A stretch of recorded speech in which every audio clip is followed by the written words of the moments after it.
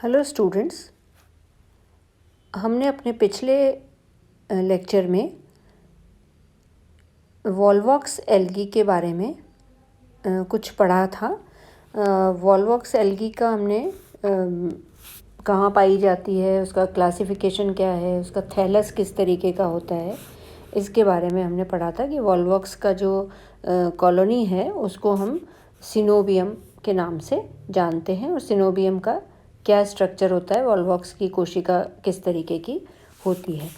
आज हम वॉल्वॉक्स में एसेक्सुअल रिप्रोडक्शन या रिप्रोडक्शन के बारे में बात करेंगे। वॉल्वॉक्स में रिप्रोडक्शन दो तरीके का होता है, एक तो एसेक्सुअल रिप्रोडक्शन और दूसरा सेक्सुअल रिप्रोडक्शन होता है। तो जो एसेक्सुअल रिप्रोडक्शन या जनन है वो ज़्यादातर स्प्रिंग में और गर्मी के महीनों में होता है, जबकि सेक्सुअल रिप्रोडक्शन जो है वो गर्मी का जो मौसम होता है उसके एंड में स्टार्ट होता है। तो हम पहले एसेक्सुअल रिप्रोडक्शन के बारे में पढ़ेंगे। और एसेक्सुअल रिप्रोडक्शन जो है वॉल्वॉक्स में वो एक स्पेशल टाइप की जो सेल्स होती हैं, जो वॉल्वॉक्स का सिनोबियम है उसके पीछे की तरफ पोस्टीरियर एंड में जो कॉलोनी है सिनोबियम, उसके पोस्टीरियर एंड में कुछ स्पेशल टाइप की सेल्स का निर्माण होता है। और ये सेल्स जो हैं वो गोनीडिया या पार्थिनोगोनीडिया कहलाती हैं। इस डायग्राम में आप देख सकते हैं कि यहाँ पे जो वॉल्वॉक्स की कॉलोनी है उसके पिछली तरफ ये सरफेस से थोड़ा अंदर की तरफ धंसी हुई कोशिकाएं पाई जाती हैं जो रिप्रोडक्टिव सेल्स होती हैं। These are known as gonidia. These gonidia are quite larger than the vegetative cells. ये यहाँ दिखाई दे रहा है हमको, वेजिटेटिव सेल से बहुत बड़ी, लगभग 10 गुना बड़ी कोशिकाएं होती हैं गोनीडिया की। एंड ये स्फेरिकल होती हैं, गोल होती हैं और इनमें बहुत वैक्यूल्स पाए जाते हैं। बड़ा एक क्लोरोप्लास्ट है जिसमें बहुत सारी, इनकी जो कोशिका का स्ट्रक्चर है उसमें एक क्लोरोप्लास्ट में बहुत सारे पायरिनॉइड्स होते हैं और जो न्यूक्लियस है वो कोशिका के बीच में पाया जाता है। और इन गोनीडिया में जो फ्लैजिला होते हैं, वॉल्वॉक्स की जो दूसरी वेजिटेटिव सेल्स हैं जिनमें फ्लैजिला पाए जाते हैं, तो इन गोनीडिया में ये फ्लैजिला नहीं पाए जाते और आई स्पॉट जो है वो भी नहीं पाया जाता। ज़्यादातर जो गोनीडिया हैं वो मतलब दो गोनीडिया के बीच में कुछ वेजिटेटिव सेल्स की दूरी होती है। जैसा यहाँ हम देख रहे हैं, ये गोनीडिया, दो गोनीडिया के बीच में 4-5 वेजिटेटिव सेल्स पाए जा रहे हैं। और ये जो गोनीडिया हैं ये एक कॉलोनी की जो जिलेटिनस कैविटी है, हॉलो कैविटी, उसमें धंसे हुए रहते हैं और इनका एक अपना ग्लोबुलर एक सैक या इनकी जो कवरिंग है वो भी पाई जाती है। और ये जो गोनीडिया हैं ये एक्चुअली पेरेंट सेल्स हैं। रिप्रोडक्शन के लिए जो डॉटर कॉलोनीज़ बनती हैं, जो एसेक्सुअल रिप्रोडक्शन है वो पुत्री कोशिकाओं के बनने से, पुत्री कॉलोनियों के, पुत्री सिनोबियम के बनने से होता है, पूरा होता है एसेक्सुअल रिप्रोडक्शन। तो ये जो गोनीडिया हैं ये, इनकी कोशिकाओं का जो प्रोटोप्लास्ट है वो डिवाइड होके डॉटर कॉलोनीज़ या पुत्री सिनोबियम बनाता है।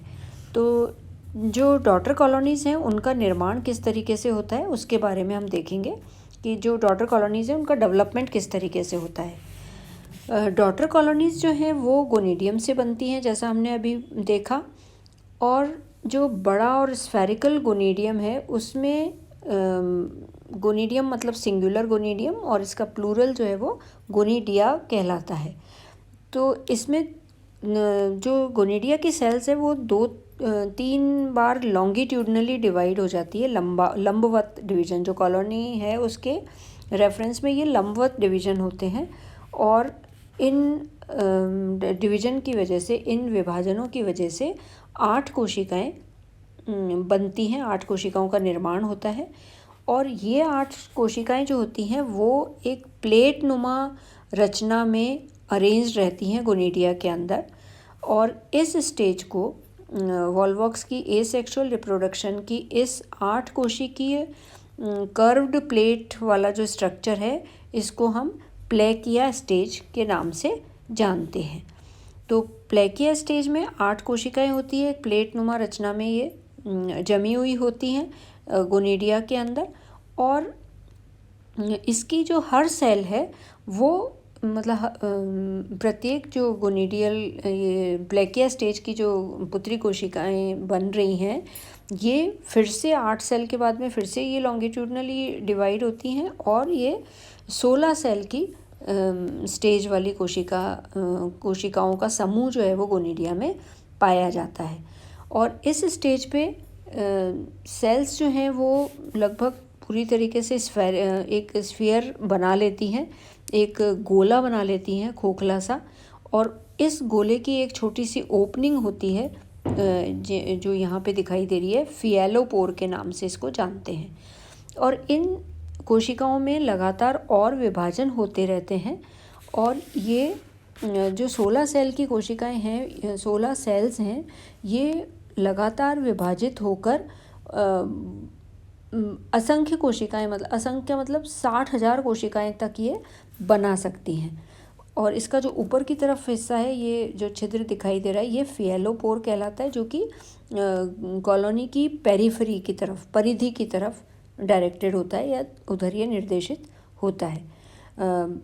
और ये जो फिएलोपोर है, ये जो डॉटर कॉलोनी है उसका पोस्टीरियर पार्ट बनता है, पश्च भाग में बदल जाता है। ये जो विभाजन है इन कोशिकाओं में, ये हर स्पीशीज़ का एक फिक्स्ड नंबर है कोशिकाओं का, तब तक ये विभाजन चलता रहता है। और जब ये विभाजन पूरा हो जाता है, उसके बाद ये जो कोशिकाएं बनती हैं, ये कवरिंग नहीं होती इनके ऊपर, ये नेकेड सेल्स होती हैं और आपस में पास में सटी हुई पाई जाती हैं। जो इनका कोशिकाओं का पॉइंटेड हिस्सा है, नैरो जो एंटीरियर एंड है, वो इस खोखली रचना के केंद्र की तरफ निर्देशित होता है, केंद्र की तरफ पाया जाता है। और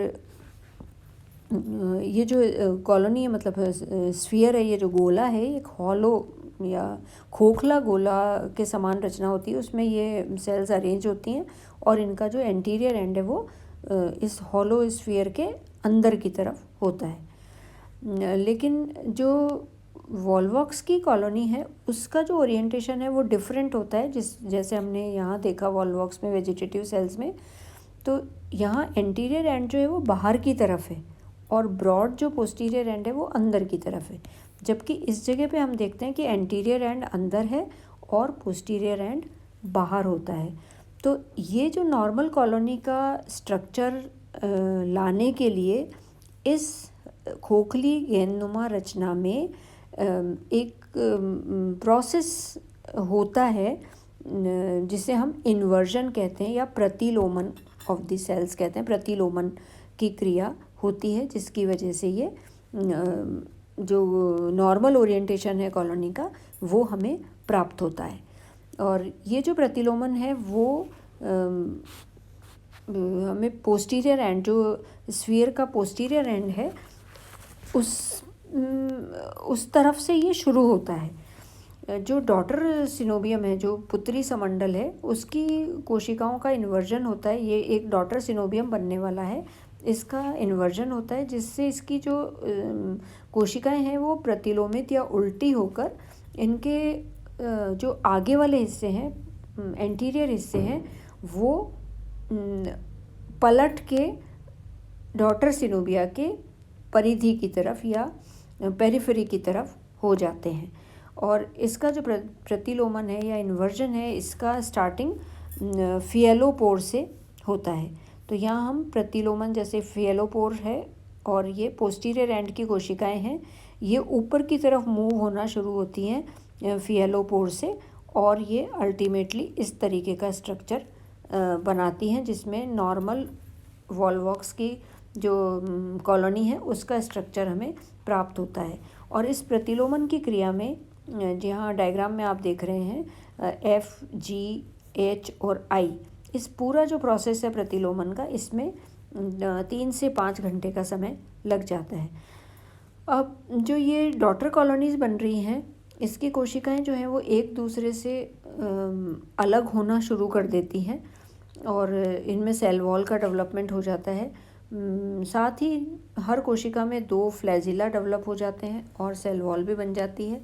और डॉटर सिनोविया जो है वो इस समय तक जो मेन पेरेंट सिनोविया है, यहाँ हम देखें ये डॉटर सिनोविया यंग कॉलोनी बन गई। प्रतिलोमन के बाद में ये इस तरीके से ऊपर एरो से आप समझ सकते हैं कि नीचे वाला हिस्सा इस तरीके से अंदर जाके, जैसे खोखली गेंद में से हम अंदर का हिस्सा बाहर कर लें, वो कल्पना आप कर सकते हैं। और ये इस तरीके का स्ट्रक्चर बन जाता है जिसमें जो एंटीरियर एंड है वो बाहर की तरफ आ जाता है। इससे बिल्कुल अपोजिट यहाँ स्टार्टिंग में ये अंदर की तरफ रहता है और ये प्रतिलोमन के बाद में बाहर की तरफ बन जाता है। और फेलोपोर जो है वो गोनिडिया के पश्च भाग में या पोस्टीरियर एंड में, डॉटर कॉलोनी के पोस्टीरियर एंड में आ जाता है और उसके बाद ये कोशिकाएं पास पास आ जाती हैं और ये डॉटर कॉलोनी का निर्माण हो जाता है। जो डॉटर कॉलोनीज़ हैं वो स्टार्टिंग में अपना जो पेरेंट सिनोविया है उसी में पाई जाती हैं और जैसे उसके पेरेंट कॉलोनी के टूटने से, पेरेंट सिनोविया के टूटने से जो ये डॉटर सिनोविया है ये फ्रेश वाटर में निकल जाते हैं, मुक्त हो जाते हैं और जो पेरेंट सिनोविया है वो नष्ट हो जाता है और नए जो वॉलवॉक्स की डॉटर कॉलोनीज़ हैं वो नए सिनोविया के रूप में कार्य करते हैं और एक जो सिनोविया है उसमें बहुत सारे डॉटर कॉलोनीज़ हो सकते हैं। तो इस तरीके से हम ये देखते हैं कि गोनिडिया से प्लेकिया स्टेज और प्लेकिया स्टेज के बाद में जो कोशिकाओं का समूह बनता है उसमें इन्वर्जन होता है और इन्वर्जन के बाद में ये जो कोशिकाएं हैं एक डॉटर कॉलोनी के रूप में पेरेंट सिनोविया में पाई जाती हैं। तो डॉटर कॉलोनीज़ जो हैं वो डिसइंटीग्रेशन से या रप्चर से, जो पेरेंट कॉलोनी है उसके रप्चर से वो डॉटर कॉलोनी रिलीज़ हो जाती हैं, पानी में मुक्त हो जाती हैं और कई बार किसी किसी स्पीशीज़ में डॉटर कॉलोनी की 2-3 जनरेशन भी ओरिजिनल पेरेंट सिनोविया में पाई जा सकती हैं।